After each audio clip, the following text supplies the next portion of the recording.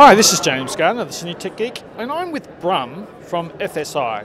Now, when it comes to colour science and grade 1 monitors, I've never met anyone who can spiel off more information in 5 minutes in this field.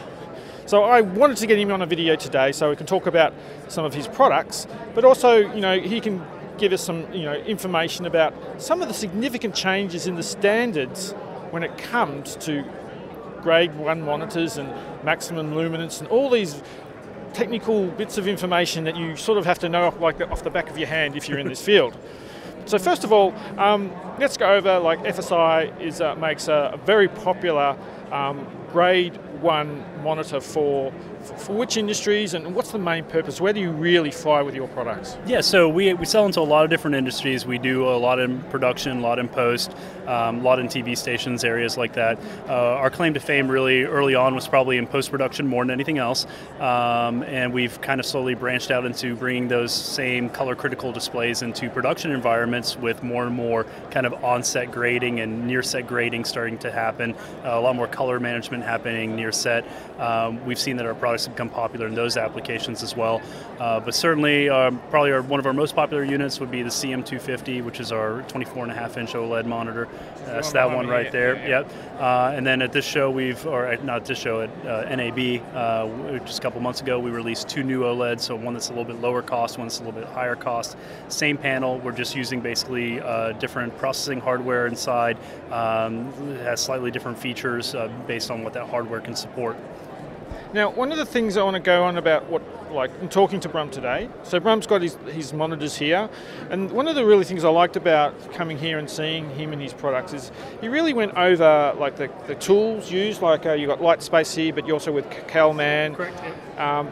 Very quickly went over how to best utilise those tools to refine them to work the best with their screens, and just general knowledge on how how to do the calibration for the monitors. It's very common, I agree, we were talking just before how grading or calibrating monitors is probably very underutilised or underdone in our industry. Exactly. And we were discussing why is that? Why aren't facilities taking the time to properly grade? No, probably because the understanding and the education's a bit lacking. Yeah. So sitting here for 15 minutes, it's fantastic if you want to start grading, because I learned so much in 15 minutes. It was amazing. I need to do a video on that. But just so we could go on and bring some of the real issues, and Bram really mentioned in your discussions. Yeah. For example, we discussed about how the target luminance for television grading, and that's now 100 nits. And I thought before that must be an old standard. And he says, no, it's not. So how old is that, and where did we come from, and how do we get to the 100 nits? Yeah, sure. So one of the issues we've had is there's kind of been different recommendations over time, and there hasn't been kind of more universal or worldwide agreement on where we should set our peak white luminance for something like television grading, for example, Rec 709. So there was an old SMPTE standard that called for 35-foot Lamberts, which is about 120 nit, and that was really back in the CRT days. And what made even that kind of standard confusing is I believe there was an annex to that said something like we can go down to 30-foot Lamberts is acceptable, but 35 is kind of the ideal target. And then a lot of facilities were using their in-house standards, which were 30-foot Lamberts, or maybe sometimes even lower. We didn't talk about that yet, but there's some facilities that were saying, hey, we're going to target 28-foot Lamberts or 24-foot Lamberts. The reason they were doing that was to preserve the life of their CRTs, because they would blow out the tubes too early trying to run them that bright. So those kind of all over the place. Then you had an issue where basically the EBU standards were different, and people were using in a lot of cases 80 nit or 100 nit. There is still an EBU grade 1 standard that gives an acceptable range of, I believe, 70 to 100 nit. And then with SMPTE, we never really had anything that was written for flat panel displays or HD TV displays. We were all kind of, hey, we had this old standard. We could use the EBU standard and say, well, we'll go for maybe 100 nit or something like that. But really, SMPTE late last year, I believe it was in November of last year, they only November. November, so it's very recent. But they came out and they said, hey, here's basically your peak white luminance target is 29.2 foot Lamberts, which is 100 nit. And the great thing about that is it now gives us all kind of a universal standard or universal target, so that we have a lot more agreement. That's so right. when we send our graded material from one facility to another, or from a post That's house right. to a network, that we're at least dealing with the same peak luminance, because That's that luminance has a big impact on how we perceive colors. Absolutely. Even saturation.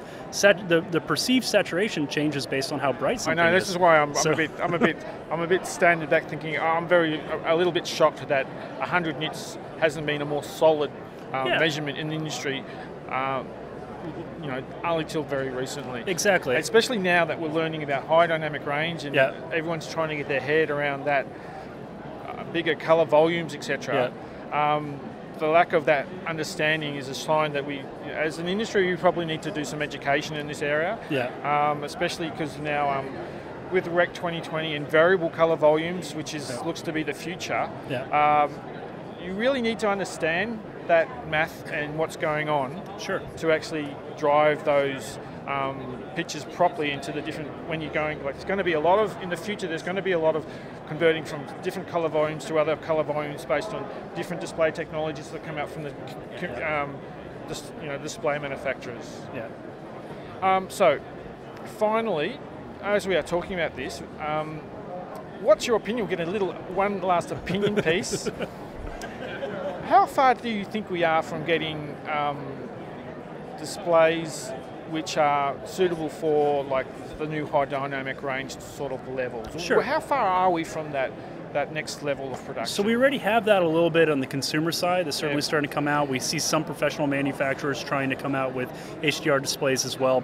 The kind of catch-22 we're in this situation, though, is that you have, with HDR, you can really do that at the type of luminance levels that most people are talking about, with 1,000 nit or 2,000 nit peak luminance, or even higher. You really have to go to LCD to do that now. And with LCD and HDR, you tend to have the possibility to have artifacts. So if you have finer detail than your backlight resolution, you can get haloing type artifacts and things like that. You can avoid that by going with OLED. The problem with OLED is that most OLEDs aren't getting that bright, and even the brightest OLEDs out there, you're lucky if you can do 1,000 nit, for example. And then the question is, how long can you do 1,000 nit? How long is 1,000 nit going to be achievable on that display? And there's just not a lot of options. It's very, very expensive to do it on OLED. And on the consumer level, there's really nothing out there that can do that yet. Most of the consumer OLEDs are topping out maybe 450 nit. There's talk now of new ones coming out maybe in the fall or winter that can maybe do 650 nit.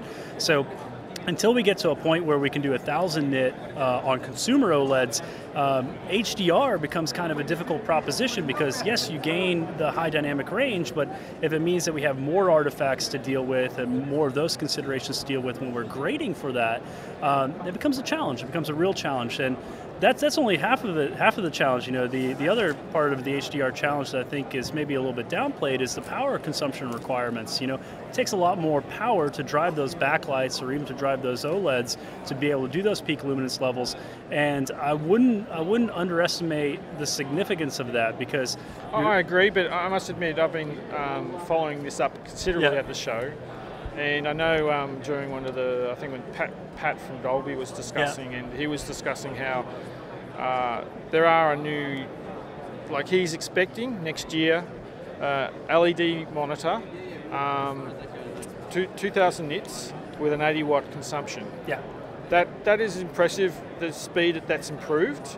But I'd like, it's still a bit like it's vaporware.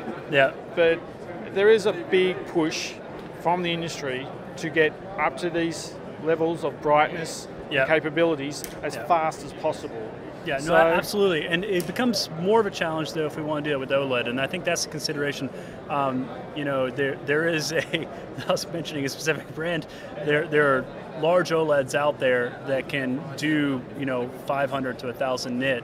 That have started being developed, and you're looking at power consumption that's easily 3 to 4 times what a standard dynamic range is. I understand. I've looked into it, and I'm a little bit like, I can't wait to see a lot of these new things. Exactly.